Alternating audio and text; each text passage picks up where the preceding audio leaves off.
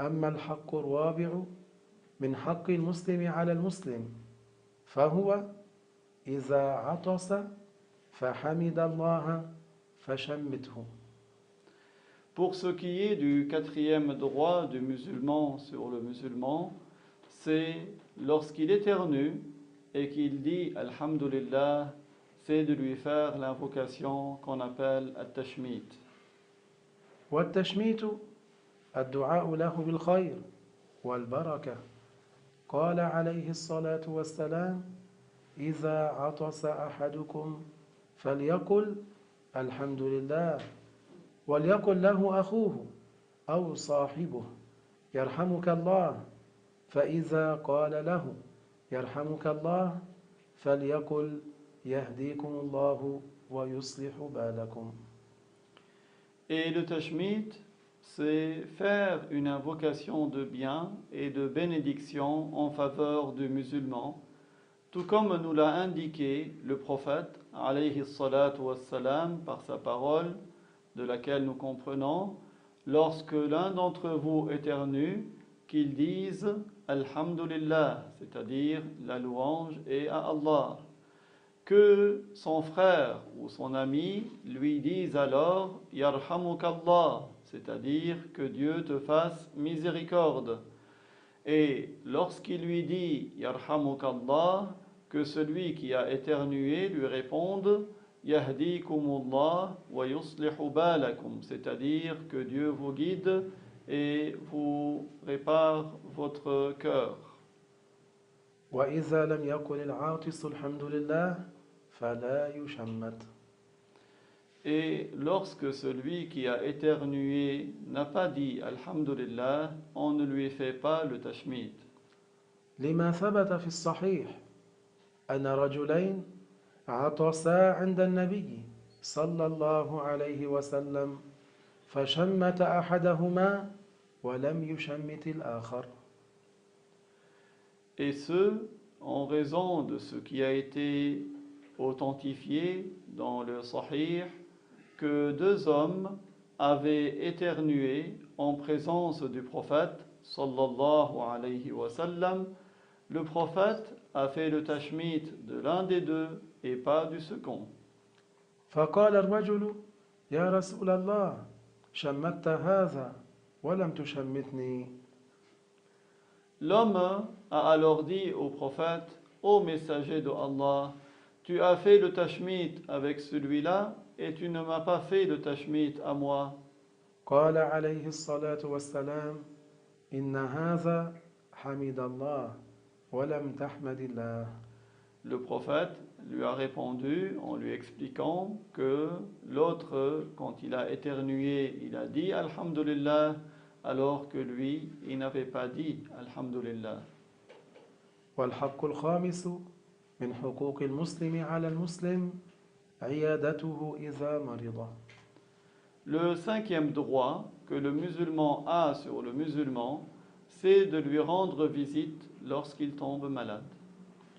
وهو ما أشار إليه الحبيب عليه الصلاة والسلام بقوله: إذا مرض فعده. Et c'est ce à quoi le bien-aimé, notre maître Muhammad, alayhi salatu wassalam, a fait allusion par sa parole de laquelle nous comprenons, et lorsqu'il tombe malade, alors rends-lui visite. والأصل فيه توثيق عرى المحبة بين المسلمين. Et à l'origine, l'intérêt de cet acte, c'est de renforcer les liens d'amour entre les musulmans. ويتأكد طلبها بين ذوي القربى. Et ceci devient encore plus prioritaire lorsqu'il s'agit de deux personnes qui sont proches parentes. وكان رسول الله صلى الله عليه وسلم يعود من مرض من أصحابه ويقول للمريض: كيف تجدك؟ ويدعو الله له ولا يطيل الجلوس عنده. Et le messager de Allah, sallallahu alayhi wa sallam, rendait visite et se rendait au chevet de ses compagnons quand il tombait malade. Il disait au malade une parole de laquelle nous comprenons « Comment vas-tu ?» Et il a invoqué Allah en faveur du malade et il ne restait pas longtemps auprès de lui. فينبغي مراعاة هذه الأمور عند الزيارة. Il convient de bien prendre en compte ces choses-là lors de la visite. ومن آداب الزيارة أن يتحدث إلى المريض بما يشرح صدره. Parmi les règles de comportement de cette visite, c'est de discuter avec le malade et de lui parler de ce qui lui réjouit le cœur. وإذا سأله عن مرضه فليهون عليه أمر هذا المرض. Et quand il l'interroge sur sa maladie, qu'il le soulage concernant cette maladie. وأنه قريب الزوال. Et qu'il lui réjouisse le cœur en essayant de le rendre optimiste. وأن الشفاء منه غالب أو عام.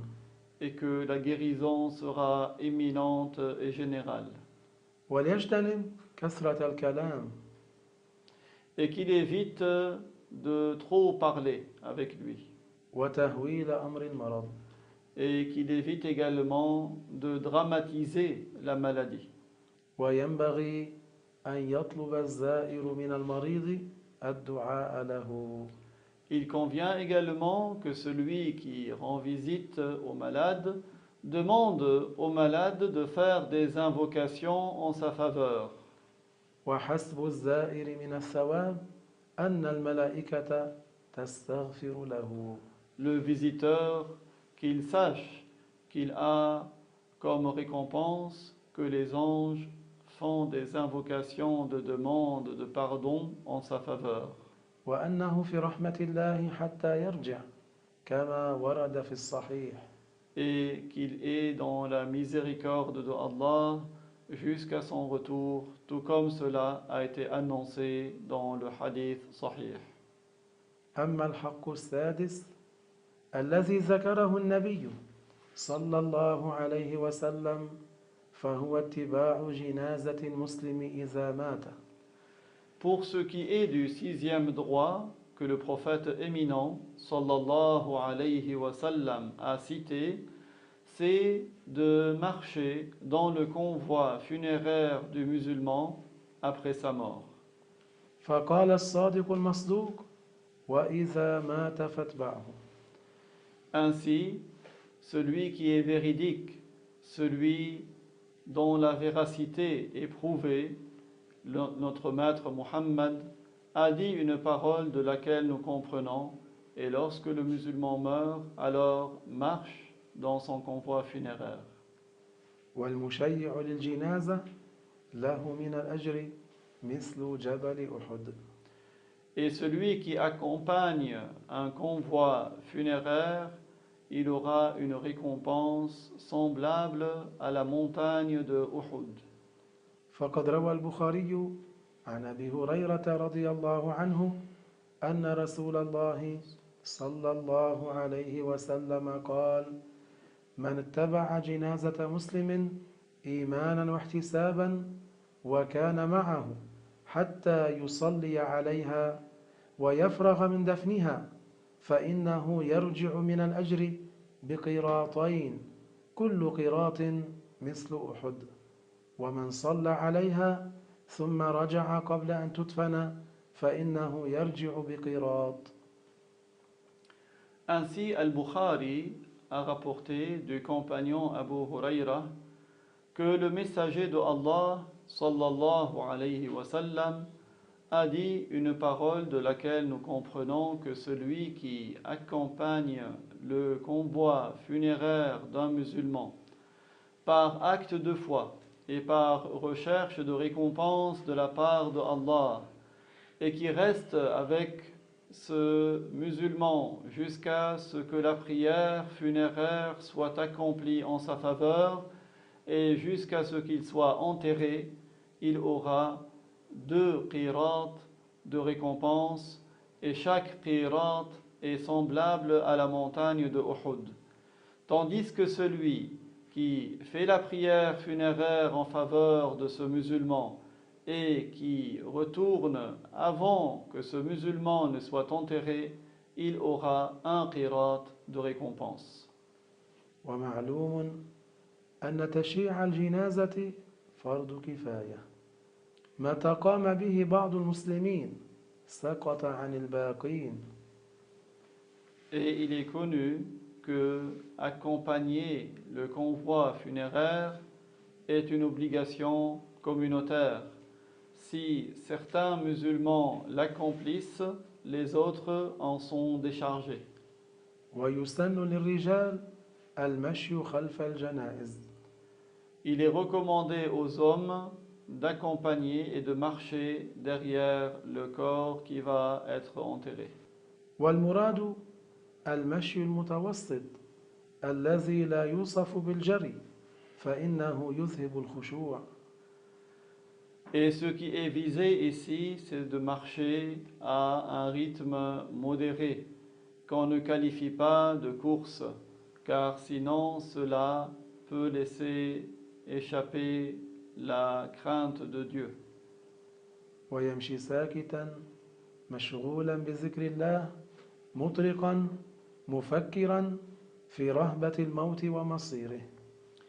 Et il marche silencieux, en méditant, en réfléchissant sur la mort et ce qui sera son issue.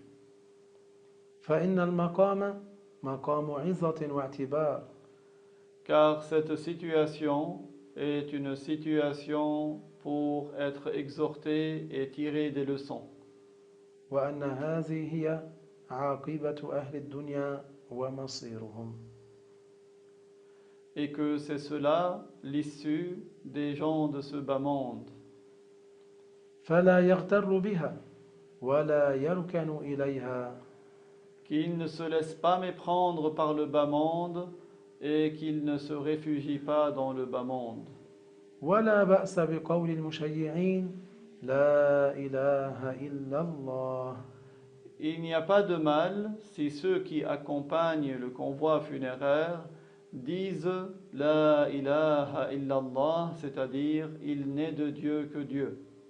فعسى أن نتدبر جميعا هذه الحقوق التي علمنا إياها رسول الله صلى الله عليه وسلم حتى نعود فنشعر كما كان الأوائل بأننا جسد واحد. Puissions-nous méditer tous ensemble au sujet de ces droits que le messager de Allah sallallahu alayhi wa sallam nous a enseignés afin que nous ressentions ce que ressentaient les premiers musulmans, que nous sommes comme un seul corps. إذا اشتكى منه عضو تداعى له سائر الأعضاء بالسهر والحمى. Lorsque un des membres ou des organes de ce corps se plaint, alors le reste des organes vont le veiller fiévreusement. وسبحان الله والحمد لله رب العالمين. الوارث الرشيد الصبور الذي ليس كمثله شيء وهو السميع البصير.